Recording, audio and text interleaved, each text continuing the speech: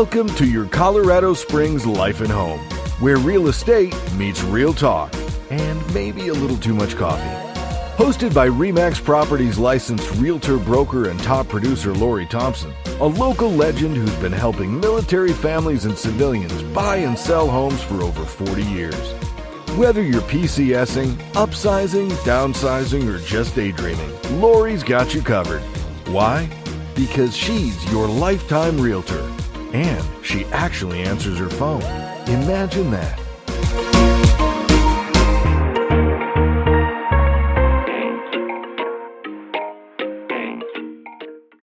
Just moved to the Springs? Well, consider this episode your welcome mat. Lori shares her top picks from trails and traditions to food festivals and family fun that make this mountain town unforgettable. Hello, everyone. Welcome back. I'm Millie M., co-host and producer, back in the studio with RE/MAX Properties licensed realtor and broker Lori Thompson. How are you, Miss Lori?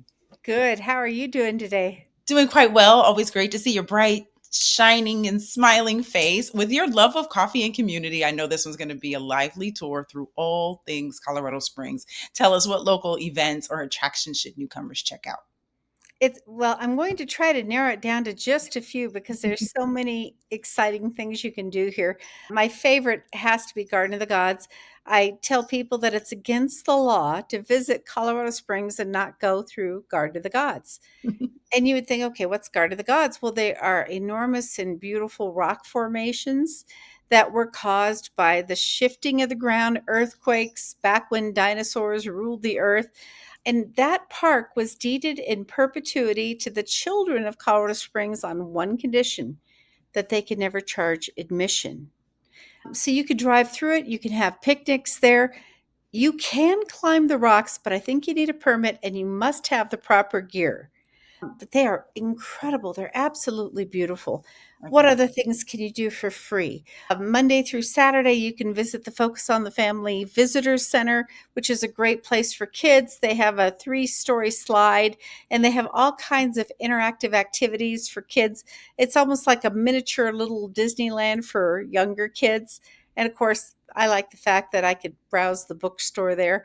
You can get tours when they're available of the United States Air Force Academy and learn more about the history of the Air Force. You can go out east and you can tour the Painted Mines, which are really, really exciting. That doesn't cost any money. Now, for a small fee, there's also paid for attractions too, like Cave of the Winds, which is underground stalagmites. There are castle tours in Manitou Springs. If you drive for just a bit, you can go tour Bishop's Castle, which was built by a very eccentric man over the years and would add new pieces to this castle. There's skiing during the winter, which is roughly 2.5 hours from Colorado Springs to most of the major ski slopes. You can go up to Denver if you're into Broadway performances and fine dining, although we do have many excellent dining opportunities here and great programming at the Pikes Peak Center. Plus, we have a lot less traffic than Denver does. I could imagine. You told me about some food festivals. Tell us about that. Chili Yeah. cook-offs and things? Yeah, we have the chili cook-off that happens, which is always fun. Then they have a Scottish festival that serves traditional Scottish food.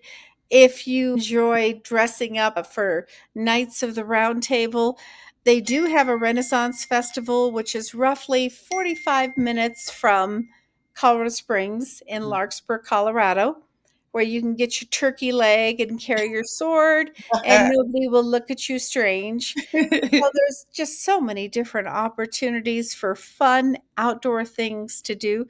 Now, one thing that people who are moving here or visiting here should know, we have really low humidity. And what that means, we don't have a lot of bugs. So the important thing is remember to always stay hydrated, drink lots of water because it is higher altitude, but you don't have to worry about bugs. And we don't really even know how to spell humidity because it is such a rare factor around here. You got me sold on no bugs. I might seem a little bit greedy, but I'm go back to food. Where's the best spot for a weekend brunch with a mountain view? Oh my gosh, the Broadmoor. The Broadmoor is a five-star resort, okay? It's held the G7 before. Numerous presidents and dignitaries from around the globe have stayed there, but they have a brunch there complete with ice sculptures and you overlook the lake. So that one's a little bit pricier, but boy, is it worth it just to walk around the lake afterwards and feed the ducks and the swans. It's absolutely beautiful. There are other brunch places that you can go to that have, I would think, most of the really unique ones would be more on the west side or Manitou Springs. Okay. And there's even a castle you can visit in Manitou Springs. Glen Erie has a high tea. So if you ever want a fun event, you can go to Glen Erie and you can enjoy high tea. There's just so many different fun places to visit here. I love it because you kind of covered it all. There's the outside with the rocks Mhm. and the hiking, and then there's the culture with the Renaissance and the Scottish Fest, and then there's things for kids to do. I'm a mother of four. We're always looking for free and low cost things to do with the kids. So Oh, yeah. it just sounds like there's something for everyone there in Colorado Springs. So how does the local culture embrace military families and new residents? How do you guys welcome them in? That is something that is really amazing. There is almost no business here in Colorado Springs that does not offer some sort of military discount. And so there are different events for military families as well. And I have to add in, we even have events for homeless veterans or people who've been through a rough time where they are given clean clothes, a haircut, and resources to help them. Even though that's a really small percentage of the population, it's a very important one that deserves extra care. And so for military families, they have events, they have resources, back to school programs. It's just a very military friendly town from the young family to those who might need a little bit extra help. We have a beautiful VA clinic on the west side of Colorado Springs, and almost every hospital or medical facility here also works with TRICARE. Hmm. So it's hard to narrow something specific down to just the military, but there's lots of discounts for military families. Well, it sounds like military doesn't need to be embraced because they are part of the They culture. are, they are, and I've had a lot of people who came here from different bases, and they said, "Wow," they just really felt accepted here. I love that. Well, thank you so much for taking us through a virtual stroll through your town.